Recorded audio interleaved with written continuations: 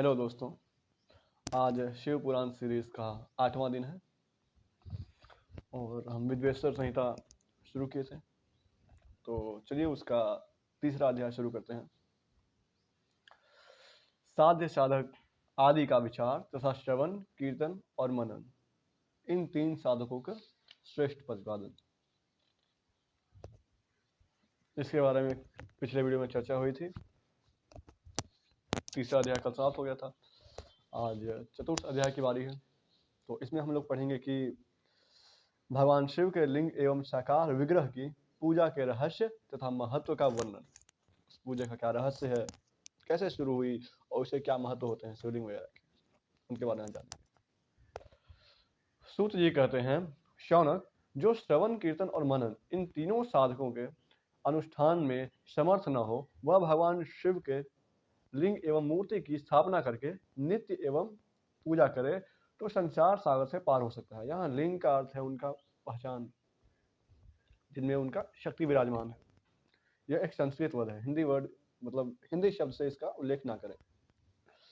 वंचना अथवा छल न करते हुए अपनी शक्ति के अनुसार धन राशि ले जाएं और उसे शिवलिंग अथवा शिव मूर्ति की सेवा के लिए अर्पित कर दें। साथ ही निरंतर उस लिंग एवं मूर्ति की पूजा भी करें।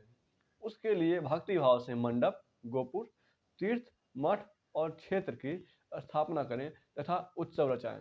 वस्त्र, गंध, पुष्प, धूप, दीप तथा पुआ और शाक आदि व्यंजनों से युक्त भांति भांति के भक्ष्य भोजन अन्न नैवेद्य के रूप में समर्पित करें।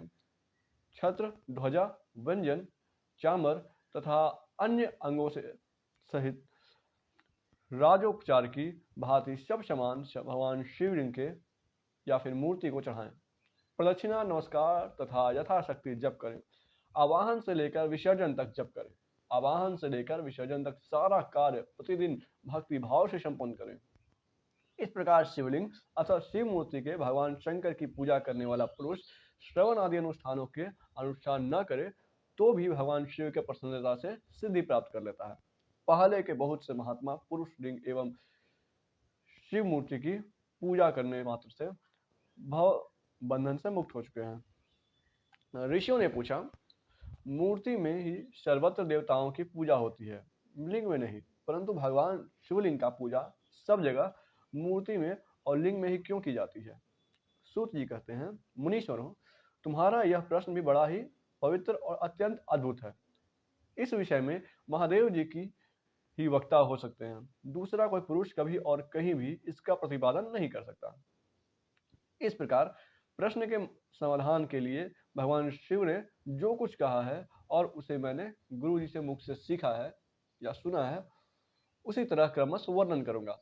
एकमात्र भगवान शिव ही ब्रह्म रूप होने के कारण निष्फल यानी कि निराकार, निष्कल यानी कि निराकार कह गए हैं।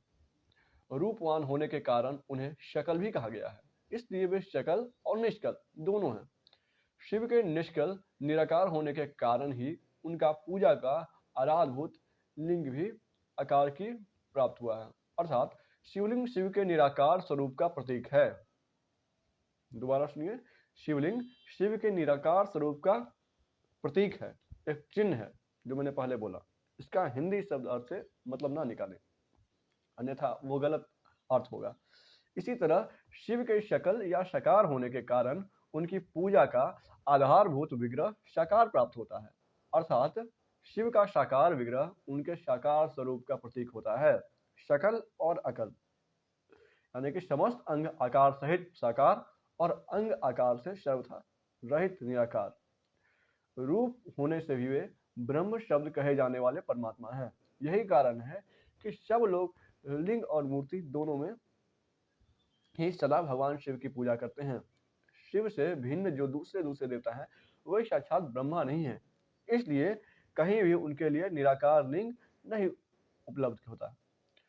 पूर्व काल में बुद्धिमान ब्रह्मपुत्र सनत कुमार मुनि ने मंदराचल पर्वत पर नंदिकेश्वर से इसी प्रकार प्रश्न किया था।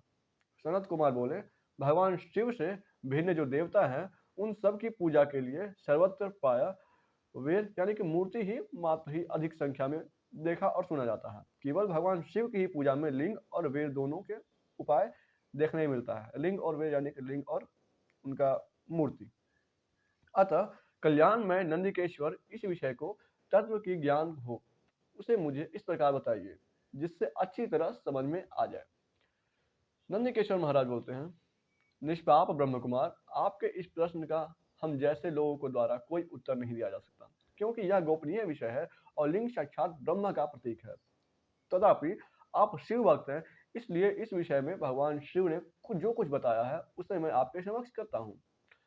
भगवान शिव ब्रह्म स्वरूप और निष्कल है, इसलिए उन्हीं के पूजा के निष्कल लिंग का उपयोग होता है। संपूर्ण वेदों का यही मत है। सनत कुमार बोले, महाभाग योगींद्र, आपने भगवान शिव तथा दूसरे देवताओं के पूजन में लिंग और वेर के प्रचार का जो रहस्य विभागपूर्वक बताया है वह यथार्थ है। इसलिए लिंग और वेर की आदि उत्पत्ति का जो उत्तम वृतांत है उसी से मैं इस समय सूचना चाहता हूँ या फिर सुनना चाहता हूँ। लिंग के प्राकट्यमय का रहस्य सूचित करने वाला प्रसन्न मुझे सुनाइए। इसके उत्तर में नंदिकेश्वर भगवान महादेव के निष्कल स्वरूप लिंग के आविर्भाव का प्रसन्न सुनाना आरंभ किया। उन्होंने ब्रह्मा तथा विष्णु के विवाद, देवताओं की व्याकुलता एवं चिंता, देवताओं का दिव्य कैलाश शिखर पर घृणन, उनके द्वारा चंद्रशेखर महादेव का सेवन, देवताओं के प्रेरित हुए महादेव जी का ब्रह्मा और विष्णु विवाद स्थल में आगमन तथा दोनों बीच में निष्कल आदि अंत रहित भीषण अग्नि स्तंभों के रूप में उनका आविर्भाव आदि प्रसंगों की कथा कही।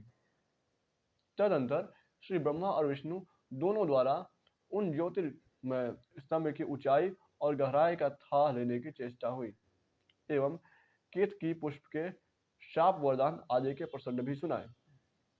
यहाँ से हमारा चतुर्थ, इस तरह हमारा 5वां, 6ठा और 7वां अध्याय समाप्त होता है।